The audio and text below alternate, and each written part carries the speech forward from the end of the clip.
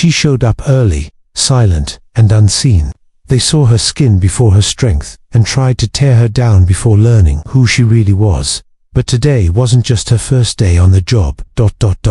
Today would change everything. It was exactly 6:47 a.m. when Renee Wallace stepped out of her car in front of the 5th District Police Department, her new post, her new command, and unknowingly, the place she would begin to reshape from the inside out. She closed the car door gently, the low click sounding sharper in the quiet dawn. No slamming, no rushing. Her movements were deliberate, as they always were. Renee had learned long ago that silence, when held with confidence, had power. She stood beside her car for a moment, observing the brick facade of the station. The building looked tired, weathered, like a place that had seen too much and learned too little. She didn't wear her uniform that morning. Instead, she wore a tailored black blazer over a white blouse and dark trousers. No medals, no badges, just clarity. Her rank commander would be announced officially during the morning briefing. Until then, she intended to stay quiet and watch how the precinct breathed before it knew it was being watched. Renee had been in the force for 17 years. She had worked on the streets, in narcotics, internal affairs, and most recently as a division deputy in one of the toughest cities in the state. Her resume read like a blueprint for justice, but she never let it make her arrogant. What mattered now wasn't what she'd done, but what she would do next. She waited by the staff parking entrance, holding a sealed envelope from her confirmation paperwork, final clearance files, and a note to the current acting supervisor. Just a formality, a 5-minute handoff. Instead, she got something else entirely. Hey, a voice snapped behind her. Renee turned slowly. A tall officer, maybe early 40s, buzzcut, square shoulders, posture stiff with suspicion, was already halfway across the lot and approaching fast. "He can't be here," he said bluntly, eyes narrowing. "Restricted access past this gate. We've had issues lately." Renee blinked once. "I'm here for an official handoff," she said calmly, holding the envelope lightly in her hand. "Won't take long." "Official, huh?" He looked her over, not at her eyes, not at the envelope, just at her shoes, her skin, and her calm. "You don't look like you belong," he muttered. She kept her voice even. "I'll be heading inside shortly." "Not until you tell me who you're meeting and why," he replied, stepping closer now. "This is a secure lot, and unless you're staff, I need you to move." "My name is Renee Wallace," she replied. "I'm here for the 7 a.m. transition." But he wasn't listening to names. He was building a wall from assumptions. A second voice chimed in. "You got a problem here, Rick." A young woman in uniform, hair tied in a slick ponytail, had emerged from the main hallway. "Rick, apparently." The first officer jerked his thumb at Renee. "She says she's got official business," he scoffed. "Doesn't say who. No uniform, no badge.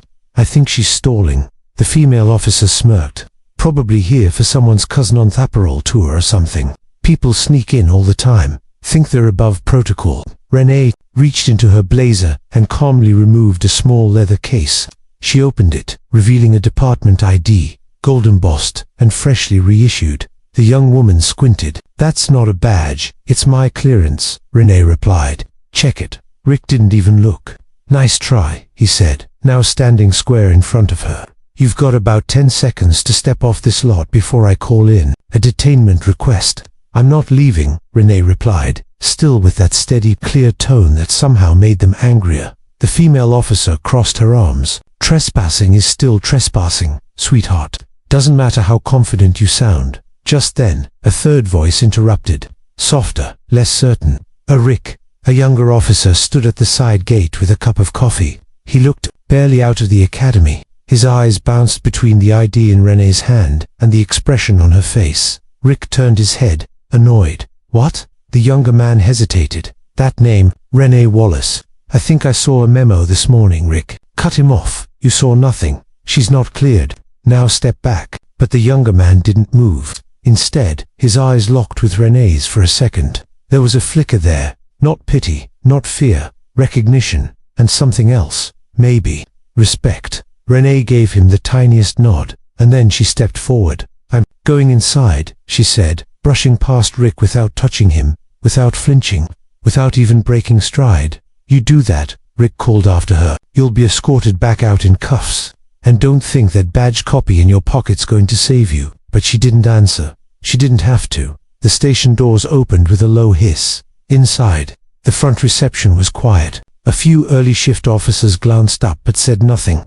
Renee walked past them, her heels barely clicking, and headed straight for the internal transfer room. She didn't need directions. She'd been here before. Years ago, as a guest trainer, for leadership seminars. She knew the blueprints better than most of the officers who called this place home. She entered the small meeting room and laid the envelope on the table. A few people were already seated, waiting. A captain, a lieutenant, and the assistant, the chief, who stood when she entered. Commander Wallace, the assistant said warmly. "Welcome." Renee offered a soft smile. "Thank you." One of the seated officers, a sharp-faced woman with a thick binder, stood to shake her hand. "The others will be joining shortly," she said, including some of the field officers. Renee raised an eyebrow. "Field? Yes. Standard orientation, precinct-wide." Renee nodded. "Of course." And then she sat. 15 minutes later, the door opened again. In came the officers assigned to the early patrol rotation. 3 familiar faces among them. Rick, the woman with the ponytail, and the young man with the coffee. They froze when they saw her at the head of the table. Renee didn't move. The captain cleared his throat. "Ladies and gentlemen, please take your seats." The officers shuffled awkwardly into the back row. The assistant chief stepped forward.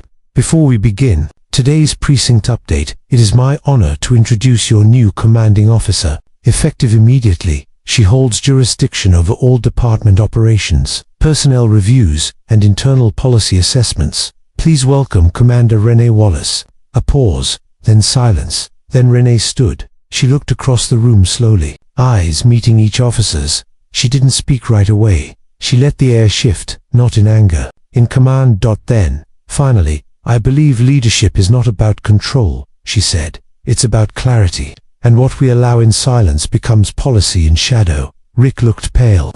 Jenna, the ponytailed officer, dropped her gaze to the table. Tyler, the younger one, sat frozen, blinking. "I won't ask for your respect today," Renee continued.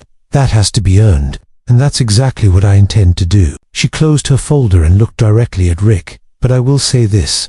The way you treat a stranger when you don't know who they are ... tells me everything I need to know about who you are." No one spoke, and then Renee smiled. "Let's get started." The room slowly emptied after the meeting, but 3 people lingered. Renee remained seated, flipping through the binder in front of her, as if she hadn't just appended 3 careers with a single introduction. She wasn't here to embarrass anyone. That would be too easy. What she was here for required something deeper: endurance, vision, and the kind of patience that most people mistake for weakness. "Let them." Behind her, Rick walked stiffly toward the door. His jaw was locked tight, the way someone walks away when their pride is too bruised to admit what their mouth can't. Jenna followed, silent, her confidence leaking through every step like a deflated tire. She hadn't said a word after the announcement. Not one. Tyler paused near the door, hesitant, as if he wanted to say something but couldn't quite find the right moment. Renee glanced up at him. "You recognized my name," she said, not accusing, just acknowledging. He nodded, unsure if he was being tested. "This morning, I saw the update. Your appointment came through the regional office overnight." "You didn't speak up." "I should have," he admitted. "I just didn't know how." Renee closed the binder gently.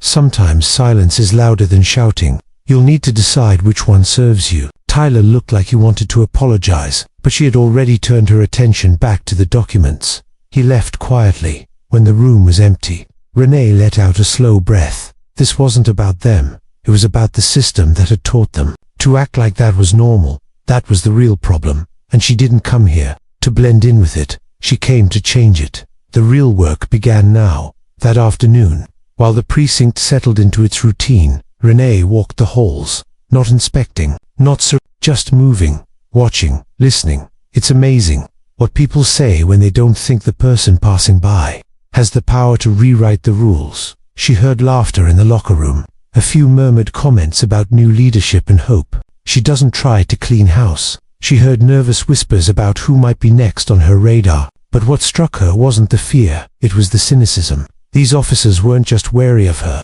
they were wary of the idea that anything could change. That was the rot, not misconduct, not even bias. It was hopelessness, dressed in a badge. It had spread so far that the idea of accountability felt like a threat instead of a promise. But Renee had seen this before, and she knew exactly where to start. She called for 3 reports that afternoon: internal complaint logs from the last 24 months, field performance reviews, and a copy of the precinct's community relations audits, including the redacted sections. The sergeant in records blinked when she requested them. "All of that, ma'am?" he asked, genuinely surprised. "Every page." He hesitated. "It's a lot. Not all of it's digitized." "That's all right," she replied. "I prefer paper." 3 hours later, the stack landed on her desk, 4 inches thick. She opened it to the first page. The name at the top made her pause. Tyler Jensen. Filed a report 8 months ago. Alleged misconduct during a traffic stop. Filed it against another officer, one higher ranked. It was dismissed without a hearing. She flipped through 2 more entries from him. Same theme: concern, hesitation, then silence. Renee sat back in her chair. He had tried, and someone had shut him down that night. Long after the precinct had quieted, Renee stayed. Her office light glowed behind closed blinds. Her eyes scanned the names, patterns, phrasing. She wasn't just looking for violations. She was looking for habits. What the department ignored told her more than what it documented. By the time she stood to leave, one thing was clear. This department wasn't broken because of a few bad choices. It was broken because no one believed those choices could be challenged. Until now. The next morning, she arrived earlier than the day before. Not to avoid anyone, but to be present. The shift meeting started at 6:50. She sat quietly in the corner this time, letting the sergeant lead the brief. She watched who leaned forward, and who leaned back, who interrupted, who rolled their eyes when citizens were mentioned, who smirked when policy was discussed. It was like watching a play with no script, and every character revealing more than they meant to. When the meeting ended, she stood slowly. "Before you head out," she said, her voice soft but clear, "a quick word." They froze. Renee didn't raise her voice. She didn't list rules. She held up a single folder. "This," she said, "is the first of many audits. Not because I'm looking to punish anyone, but because I need to understand how we treat the people who can't speak for themselves." Number 1 moved. "I know some of you are nervous," she continued. "You should be, but not because of me. You should be nervous if you've gotten used to no one asking questions." A pause. Then, softly, "That ends now." One of the officers near the back shifted awkwardly. Another cleared his throat, forced a laugh, but most of them said nothing. Later that day, she called Tyler into her office. He came in stiff, unsure. "Relax," she said gently. "This isn't disciplinary." He sat, hands folded. "I read your file. I read the reports you submitted," she said. He blinked. "I didn't think anyone ever would." "That's the problem," she replied. He looked down, embarrassed. "It didn't change anything. I thought maybe it was just how things were done." Renee leaned forward. "Do you still believe that?" "I don't know." "Well, I do," she said. "And I believe you're exactly the kind of person this place needs. But I can't protect you from every pushback you'll get if you speak the truth." "I don't need protection," he said quietly. "I just need to know it'll matter." Renee smiled. "Then you're ready." Tyler hesitated. "Ready for what?" She slid a folder across the desk. "An assignment." He opened it. His eyes widened. "This is a shadow audit," she said. "Discrete observation of field behavior. You'll be paired with 3 different patrol units. You'll record, analyze, and submit reports. You'll remain anonymous in the write-up, but your insights will help us rebuild the trust this station lost a long time ago." He looked up. "Why me?" "Because you already saw something worth protecting," she said. "And you tried, even when no one listened." Tyler stared at the folder. "I don't know if I'm ready." "You won't ever feel ready," she said gently. "You just begin." Outside, the sun filtered through the blinds in soft lines across the floor. He nodded once, and just like that, the first crack of change had been made. Not loud, not dramatic, just honest. And that's how revolutions begin. One whisper, louder than silence. It started with a single sentence. A line scribbled in blue ink at the bottom of a report Tyler submitted after his first ride-along. "Officer did not log full body cam footage. Audio disabled during civilian interaction." It wasn't dramatic, it wasn't an accusation. It was just ... there. Quiet, precise, easy to overlook. If you weren't paying attention, but Renee was paying attention. She'd read every word of Tyler's 3-page summary, which otherwise looked routine. But that sentence, that was the kind of detail most people avoided mentioning, either because they didn't want to stir trouble, or because they no longer noticed it happening. She leaned back in her chair. Tyler had only been out for 1 day, and already something wasn't right. She didn't confront the officer directly, not yet. That was never the first move. Instead, she requested the footage Tyler referenced. What came back confirmed more than a missing audio feed. It confirmed a pattern. The footage cut to black, but only after the patrol car stopped near an alleyway and a man was questioned. The man had no visible weapons, no bags, just worn jeans, a tired backpack, and a look that said he'd been stopped before. The camera went dark right as the questions began. The audio never came back on. The report said the encounter was standard, questioning with no escalation, but Renee knew silence could hide more than shouting. She noted the discrepancy and filed it under Phase 2. Not retaliation. Preparation. 2 days later, Tyler submitted a second report. This one was longer, less filtered. He'd spent the day with Officer Marks. Yes, that Marks. The report wasn't angry. It was careful, but clear. There were interactions during their patrol that didn't align with policy. Stops made with no clear traffic violations. Names recorded that didn't match ID. But it was one specific moment that caught Renee's attention. Tyler wrote, "Civilian asked why he was being questioned. Officer Marks replied, 'Because you people are always around when something's off.'" Renee read that line twice, 3 times. No camera footage this time. Marks had claimed technical failure on her device, but Tyler had written it down. He'd signed it, and now it was real. Still, Renee didn't act immediately. She knew how this game worked. Exposed too soon, and the truth gets buried in backlash. Wait too long, and the silence becomes consent. She chose neither. Instead, she set a meeting one-on-one with Jenna Marks. She didn't open with confrontation. She opened with curiosity. "How are you settling in under the new structure?" Renee asked calmly. Jenna leaned back in the chair, arms folded. "Adjusting." Renee nodded. "Good. Adjustments are hard." Jenna shrugged. "I've worked under 3 supervisors. I know how to adapt." There it was. Adapt. A word that meant stay exactly the same, just quieter. Renee folded her hands. "I'm reviewing internal ride-alongs this month." Tyler Jensen filed a few observations. "I'd like your take on that day." Jenna's expression didn't change. "I don't recall anything unusual." His report noted some concerns about interaction phrasing. "Like what?" Renee paused, then spoke the line verbatim. "Because you people are always around when something's off." Jenna blinked once, then she smiled, small, unbothered. "That's not what I said." He probably misunderstood. "You're sure?" "Positive." Renee nodded. "And if I ask him again, his answer will change." Jenna sat up straighter. "I'm saying I didn't say that. If he thinks I did, that's unfortunate." It was a masterclass in evasion. Renee let the silence sit between them for a moment, then she leaned forward. "I'll take your word for now," she said quietly. "But moving forward, all bodycam devices will be verified at start and end of shift, no exceptions. Any failure to record will be logged and reviewed, not just technically, but contextually." Jenna didn't flinch, but her mouth tightened just enough to betray her composure. She got the message. The room remained still. Then Renee added something unexpected. "You have talent," she said softly. Jenna blinked. "Excuse me, I've reviewed your early files. Before all this, you used to be someone who stood up for the right things." Jenna didn't respond.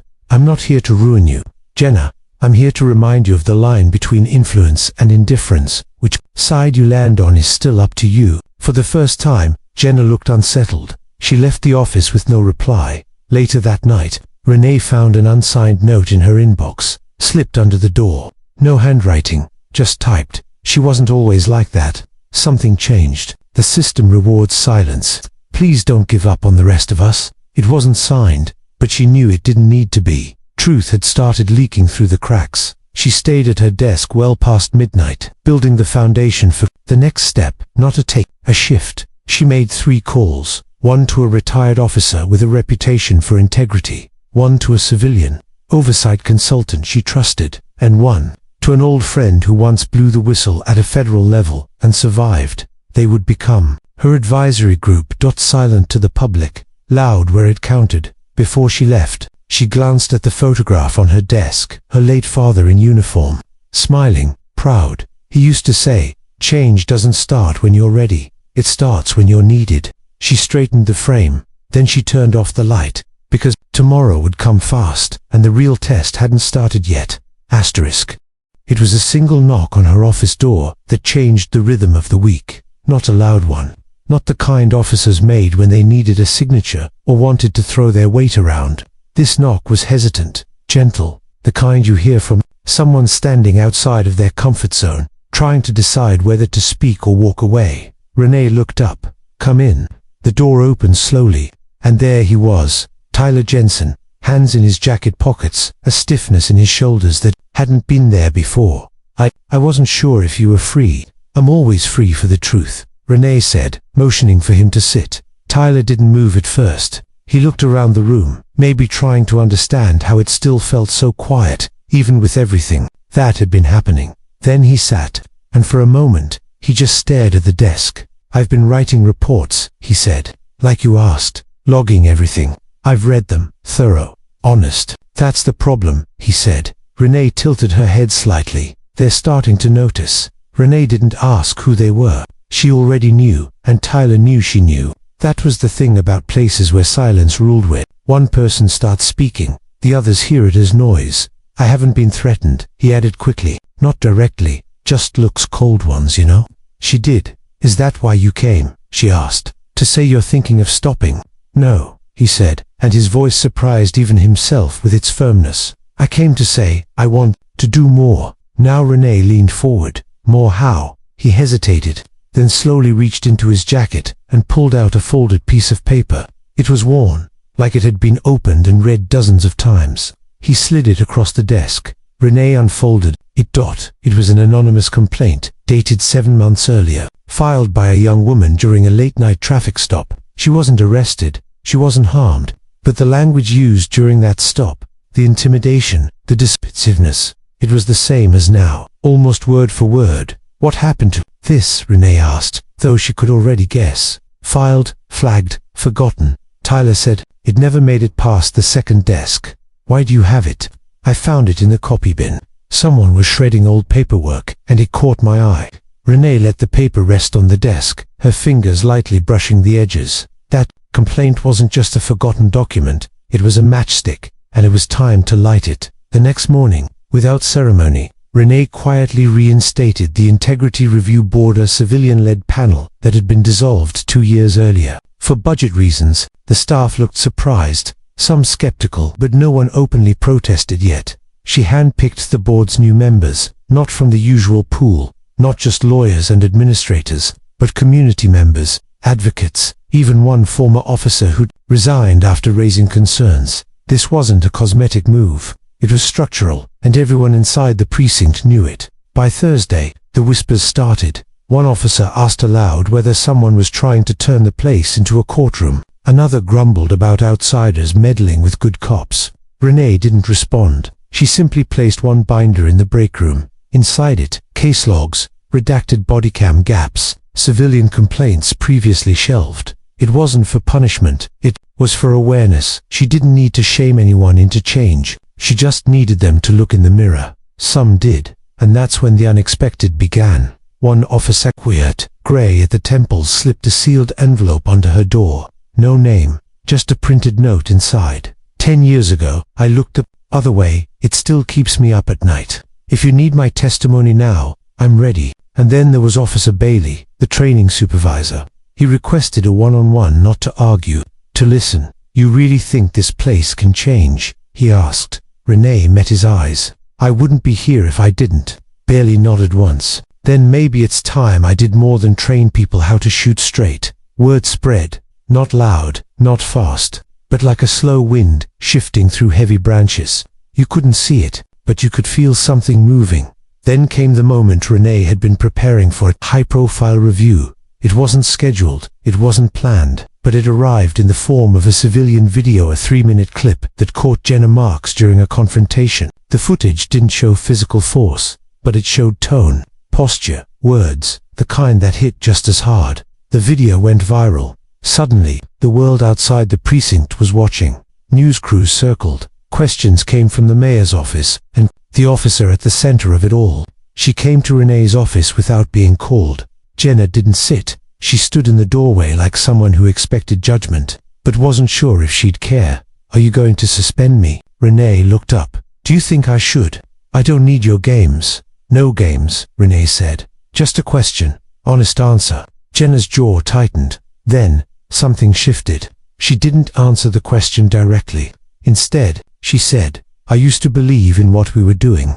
I don't know when that stopped." "Maybe it didn't," Renee replied quietly. "Maybe you just stopped noticing the difference between protecting people and controlling them." Jenna swallowed. Her eyes flicked to the side, almost as if she was looking for the version of herself that once wore the badge with pride. Then, she left no words, no defense. But Renee knew what that silence meant. It meant something was breaking open, and sometimes when something breaks, it makes room for something new to grow. That night, as the sun dipped low behind the station, Renee stood outside under the flickering parking lot lights. She remembered her first day here, the looks, the judgment, the way those 3 officers had tried to erase her authority with assumptions. Now Tyler stood beside her, a few others too. They didn't say anything.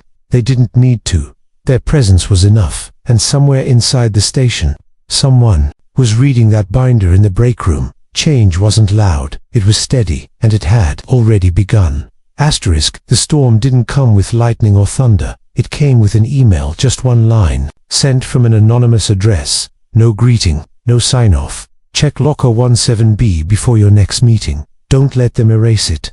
Renee stared at the screen for a long moment, her heart steady, but her thoughts racing. By now, she had learned to expect the unexpected, but even this was unusual. No threats, no signature, just a clue. It was nearly midnight. The building had gone quiet. Most officers were home. A few were scattered on night shifts. Only a faint hum from the old vending machine echoed in the hallway. She waited. Not because she was afraid, because timing mattered. At 12:17 a.m., she stepped out of her office, moved silently down the corridor, and stopped in front of the old locker wall. Most of them hadn't been used in years, but 17B, that one had a scratch down the middle, a dent near the hinge. Like someone had tried to force it open once, then gave up. The lock was old but unlatched. Inside, a single manila folder, and a flash drive. No names, no markings. Renee didn't open it there. She brought it back to her office, shut the door, and turned the lock. The folder held printed transcripts, internal memos, officer reports, flagged complaints, all linked to a single incident from 3 years ago, an incident involving Officer Rick Dalton. The reports had been buried deep. Some were misfiled, others were never entered into the main system at all. But someone, maybe the person who sent the email, had found them, pieced them together, and made sure they reached her desk. And the flash drive, it held a recording, grainy, Loris, clearly from a security camera, never meant for formal use, but it was clear enough. Renee leaned back in her chair and watched, and as she watched, her heart didn't beat faster, it beat quieter, because this wasn't just about a confrontation or a heated exchange. This was about a pattern, one that had been protected for far too long. And now, it had a face. She didn't sleep that night. She didn't need to. The next morning she arrived early. She greeted the front desk clerk by name, paused briefly at the bulletin board where community events were posted. Then, without a word, she walked straight into the briefing room where Officer Dalton sat sipping coffee. He didn't look up, but the room noticed her. All of them did. The new energy was undeniable. Something had changed, not just in leadership, but in presence. Renee stood at the front of the room. She didn't raise her voice. She didn't issue commands. She asked one question. How many of you have ever looked away because it felt safer than speaking up?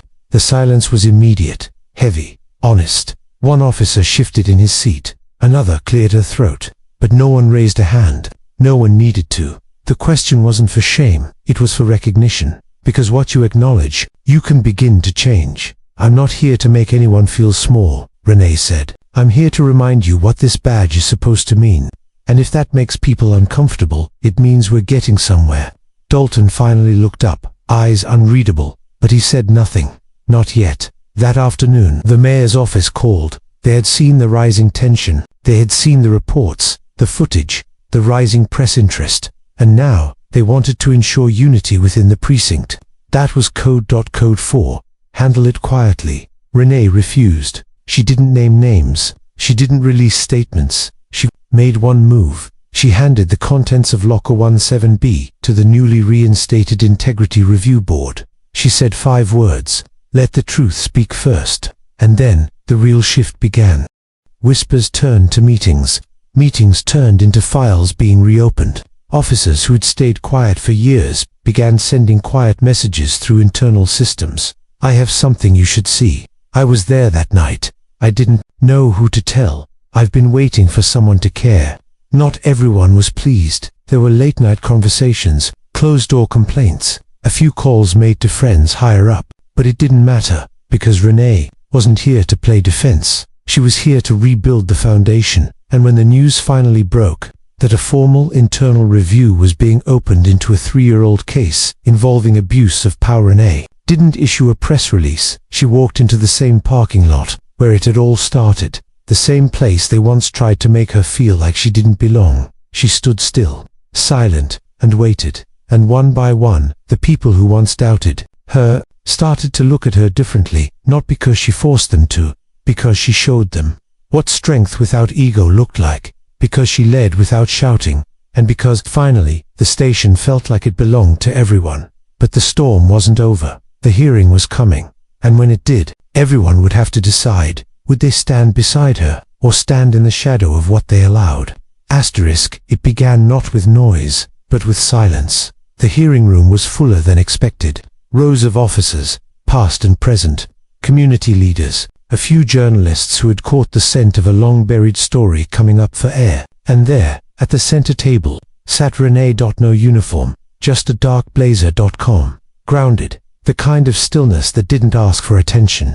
It commanded it. The room had been prepared for formalities, paperwork, procedures, polite deflections. But, from the moment she took the seat behind the microphone, it was clear this wasn't going to follow script. Before we begin, she said, voice low but clear, I want to remind everyone what this room is supposed to be for. Not for protection, not for politics, but for truth. A quiet murmur passed through the gallery, but she wasn't asking permission. She was stating intention. The review board began their questioning. At first the expected ones. Dates, reports, chain of command. Then they shifted. What made you reopen a case closed over 3 years ago, Commander?